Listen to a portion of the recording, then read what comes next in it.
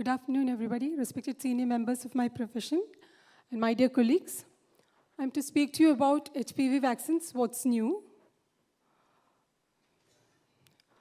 So in the next 20 minutes, I'd like to focus on the common queries that come to us as a practicing gynecologist regarding HPV vaccine. Not to deal with what we already know about the vaccine or the virus. It's just about the common questions that come to us during our practice as a gynecologist regarding this vaccine.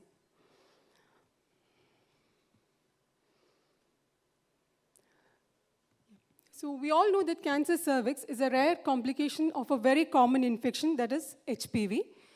So it's almost like, when HPV infection happens, it's almost like a cat coming in, because the patient most often even will not know that she's harboring the virus. It's often very asymptomatic, but it kills like a lion. So that is the reason why this cancer needs to be detected as early as possible, and we need to take all preventive strategies to prevent cervical cancer. So let's take a quick look on the Indian scenario. This is the data that I've taken from the IARC. The data was released in March 2023, and you can see that there is a huge number of cases of CA cervix detected annually in India. It comes to around 1,23,907 cases per year, and there are as many as 77,348 women dying due to cervical cancer yearly in India. This is despite all the amount of surveillance that we do for cervical cancer. And you can see here, this is the statistics that we had in 2010. Now we can note that despite all our screening measures, we have not been able to bring a substantial reduction in the cervical cancer incidence or deaths. So that is the reason why we need to think something new rather than going for the age-old screening measures in cervical cancer.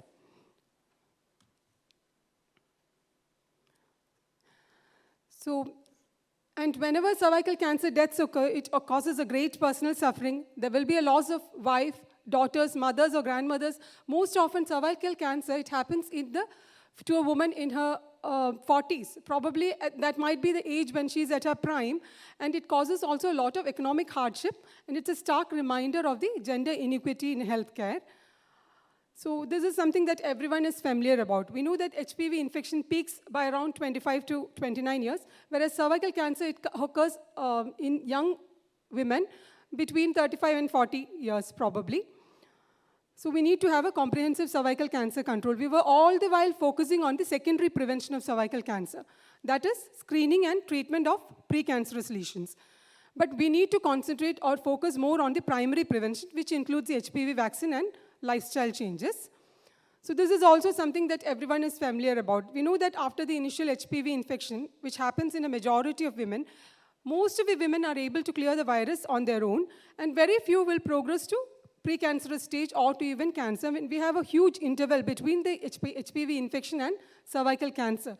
This is where we thought that we could pick up cases of precancerous lesions and give adequate treatment, thereby preventing cervical cancer.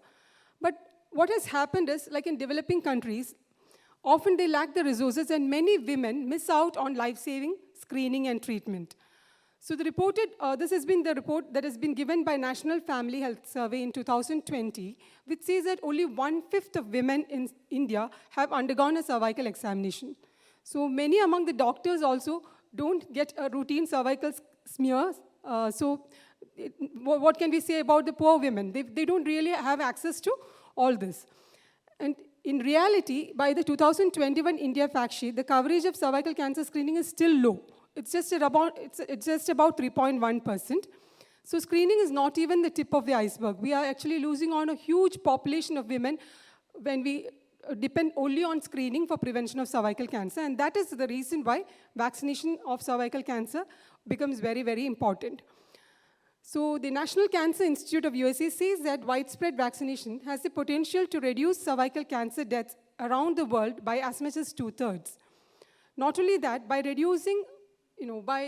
giving active vaccination to women, we will be able to prevent a large number of cervical abnormal pap tests also, thereby reducing the overall healthcare costs and anxieties. There's also another important advantage to HPV vaccines. because it can not only prevent cervical cancer, it can also prevent some other HPV-associated cancers. So here you can see that not only does it prevent cervical cancer, HPV is also responsible for some other cancers like vaginal, vulval cancer, penile and anal cancers in males, as well as oropharyngeal cancer. So by giving the vaccine, we are actually offering a protection against not only cervical cancer, but some other cancers as well. There's also something like the concept of cross-protection and herd immunity. Cross-protection means you give HPV vaccine, which is actually effective against the most common serotypes against which the vaccine is effective are 16 and 18 serotypes. But sometimes when we give the HPV vaccine, the lady develops immunity towards other serotypes of HPV like 31, 33, etc. So that is what you call as cross-protection. And herd immunity is when you give the vaccine to a population, all those women, when you give it to a majority of women, women who are not vaccinated will also develop a sort of immunity. So that is what we call as herd immunity. Among the different 200 HPV types that we know, 15 have been classified as high-risk HPV. And these are the available HPV vaccines in India now. We are all familiar with Cervarix and Gardasil, which has been there for many years, like the bivalent and the quadrivalent vaccine. But newer additions are Gardasil 9, which is a nonavalent vaccine, effective against not only 6, 11, and 16, 18 HPV serotypes, but it's also effective against 31, 33, 45, 52, and 58 HPV serotypes. The Cervarix is a recent vaccine that has been introduced in 1st September 2022. It has been manufactured in India. And all these three, the last three ones, the Gardasil, Gardasil 9, and Cervarix, are approved for use in both girls and boys. And all these vaccines have to be given intramuscularly. Now comes the questions. Are the HPV vaccines safe? So the current HPV vaccines are completely safe because they are not live vaccines. They are based on virus-like particles, which are formed from HPV surface components produced by recombinant technology, so it is not infectious. There's been a huge number of studies which tell us about more than 12 years of safety monitoring, other than a brief soreness or fever or maybe local symptoms at the injection site and sometimes an occasional syncope. Majority of women do not report any adverse effects with cervical cancer vaccines. Now, what is the recommendation for vaccination? The Center for Disease Control and Prevention and the Advisory Committee on Immunization Practices have recommended that the HPV vaccine be given to all persons between rightly at the age of 11 or 12 years. It can be given as early as 9 years. And it is recommended for all persons through age 26 years who are not adequately vaccinated earlier. So from 9 to 26 years is the right age for getting the cervical cancer vaccine. So what about from 27 to 45 years? Although it is FDA approved to be given at this age group, between 27 and 45 years, it is not routinely recommended. You have to make a sort of shared clinical decision making between the patient and the doctor when you decide on vaccinating women more than 27 years of age. And less than 15 years, like if you're giving the first dose of the vaccine before the 15th birthday, 2 doses will suffice. So you can give the 2 doses, which should be separated by at least 6 months. And if it's more than 15 years, or in immunocompromised individuals, you have to give 3 doses of vaccine. That is the CDC recommendation, wherein the first dose and the second dose of the vaccine should be separated by at least 1 or 2 months. The minimum interval that has been suggested between the first dose of the vaccine and the second dose is 4 weeks. And the third dose is usually given at 6 months, so it will be like 0, 1, and 6 months. But when you give the vaccine, after the second dose, the minimum interval should be at least 12 weeks for the third dose. And between the first dose of vaccine and the third dose of vaccine, the interval should be at least 5 calendar months. So this is the recommendation by CDC. But what does the WHO say?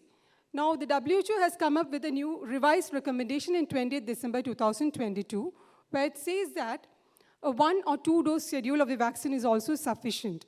Now, this is because we have had recent studies, the Costa Rica trial, the Patricia trials and all, which show that even a 1 dose of the vaccine has a comparable efficacy in protection and durability as compared to a 2-dose or a 3-dose vaccination schedules.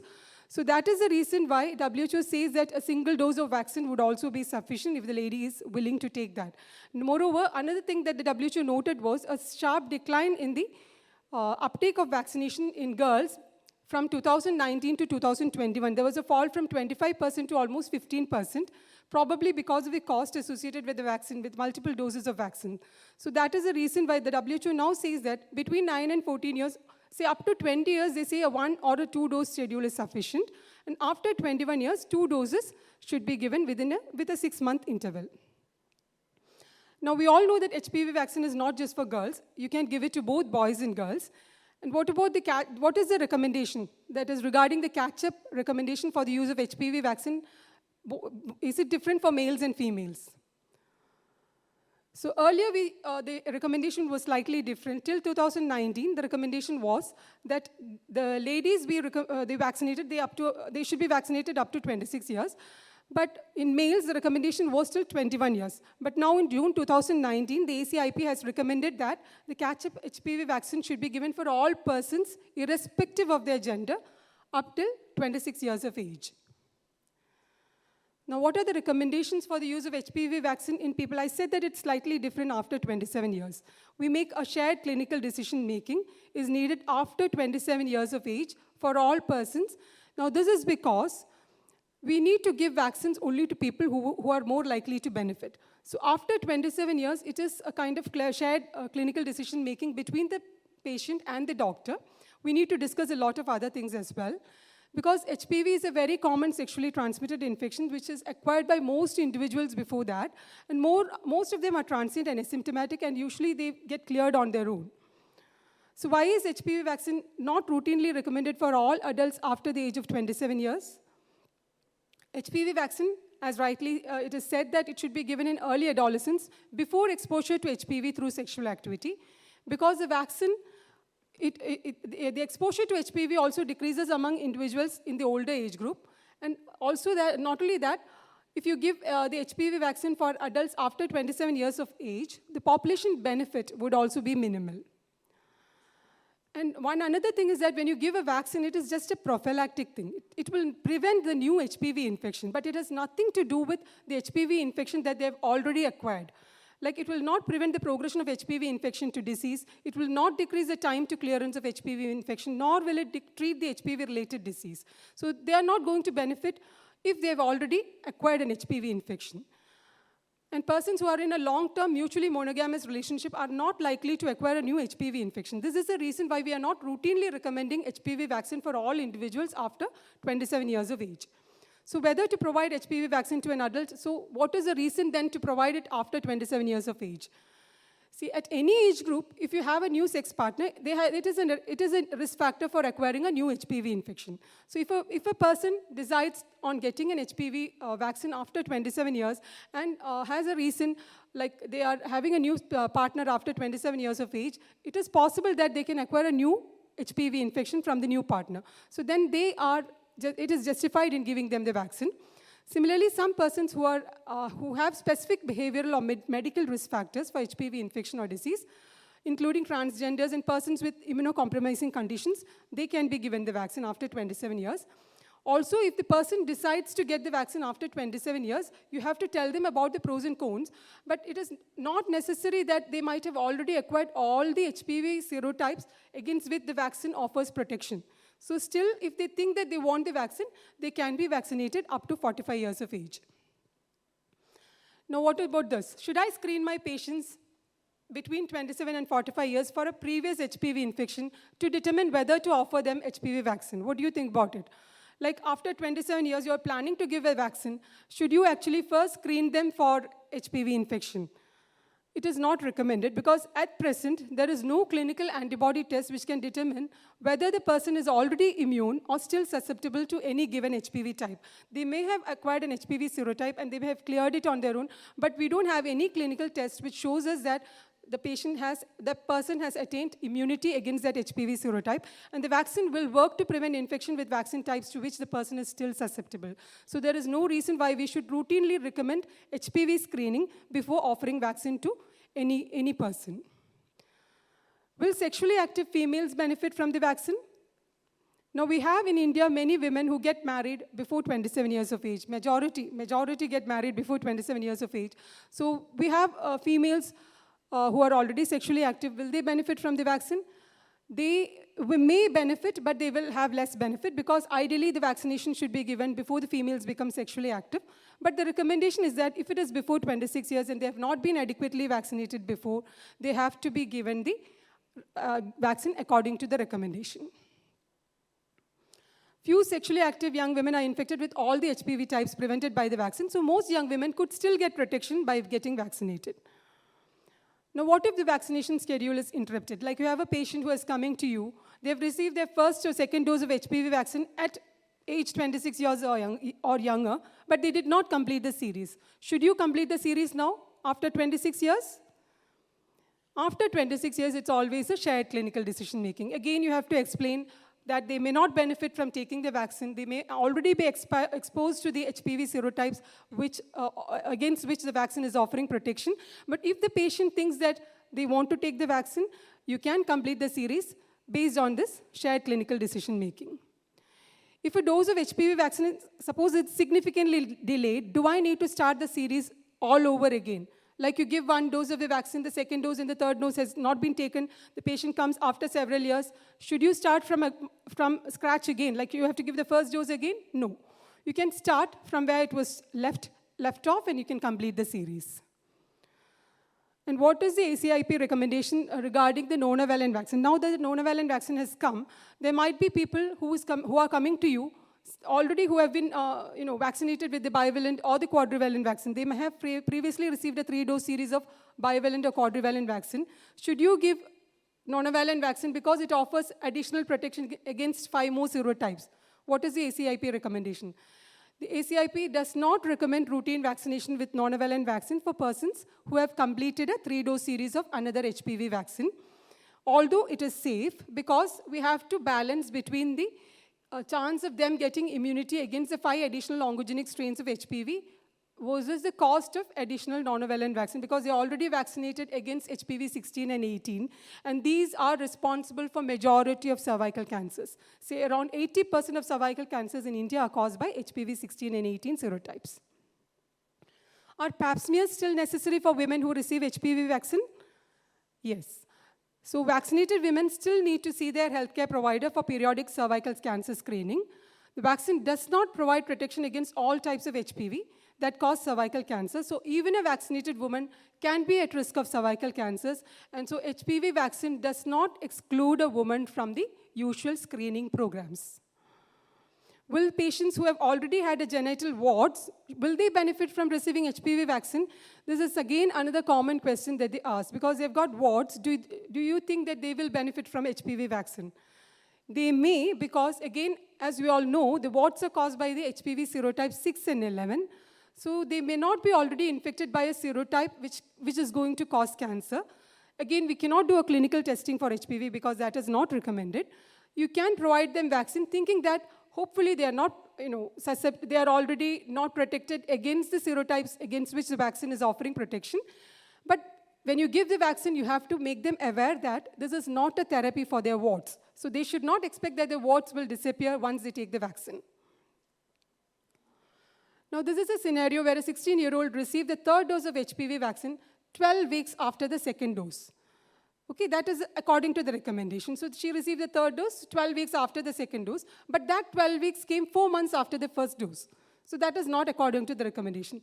So whichever is later should be followed. Like after the 1st dose, it should be 5 months. Or after the 2nd dose, if it is 3 months, whichever is later. So should the 3rd dose now be repeated? What is the recommendation? Yes. Because if an HPV vaccine dose is administered at less than the recommended minimum interval, then the dose should be repeated. And the repeat 3rd dose should be repeated 5 months after the 1st dose or 12 weeks after the invalid 3rd dose, whichever is later. So that is the recommendation. Now, does the 2-dose HPV vaccine schedule need to be completed with the same vaccine, or can it include different vaccines? Like they have taken a bivalent vaccine, can their series be completed with a quadrivalent vaccine? Yes. You can use any combination of HPV vaccine brands to complete the series. It's not necessary that now you have started with the bivalent vaccine, you have to complete it with the bivalent vaccine itself, nothing like that. You can give whichever vaccine is available to complete the series. Suppose the first dose of HPV vaccine was given before the 15th birthday, and it has been more than a year since that dose was given. Would the series be complete with just one additional dose? Yes, because it all depends on when the first dose is given. Can pregnant women get the vaccine? No. Although it is not a live vaccine, and inadvertently giving the vaccine in pregnancy is not a reason for termination of pregnancy, but it is not recommended in pregnancy. I'll take a few more minutes. Do we need to perform a pregnancy test then prior to administering the vaccine for our patients? No. Even though pregnancy is one of the reasons for not giving the vaccine, you don't have to do a pregnancy test for all patients before giving the vaccine because it is not a live vaccine. Can HPV vaccine be administered at the same time as other vaccines? Yes. You can administer any live vaccine or killed vaccine, whichever it be, along with HPV vaccine before or after it, because HPV vaccine is not a live vaccine. You can combine it with other vaccines. Suppose you have given the HPV vaccine subcutaneously instead of intramuscular route. Does the dose need to be repeated? This is also another thing, because most of our vaccines we give subcutaneously. Suppose by accident you give an HPV vaccine subcutaneously. Should you repeat the dose? Yes, you need to repeat because there's no data at present on the efficacy or safety of HPV vaccine given by subcutaneous route. So a dose of HPV vaccine given by any route other than intramuscular should be repeated. And there is no minimum interval between the invalid dose, the subcutaneous dose, and the repeat dose. Can a woman who is breastfeeding receive HPV vaccine? Yes. How should the HPV vaccine be stored? It has to be stored in refrigerator. It should not be frozen. It has to be protected from light and administered as soon as possible after being removed from refrigeration. And how long does the vaccine protection last? Do you need a booster? Right now, no booster is needed because all studies show that those individuals who have been vaccinated, there is no evidence of weakened protection over time. So you don't need to give a booster dose for cervical vaccine. Now, these are a few trials. I'm going to skip those. It's a long wait before we can get enough results because at least we know that HPV infection from the time it occurs, when it becomes cancer, it might take 20 years. So we give the vaccine now to know whether it's effective. We may have to wait and see, but the early evidence is very promising. It has come from Australia, wherein they say that there's a significant decrease in high-grade cervical abnormalities in women aged less than 18 years in the 3 years since the vaccine was introduced. And it has to be started immediately. More you wait, the more lives are lost. It can be started as school health programs, adolescent clinics, well-women clinics, etc. So the slogan should be vaccinate routinely, screen regularly. And you can close the door on cervical cancer because I believe every child needs a family. Thank you so much. Thank you very much, Dr. Deepti B. Ma'am.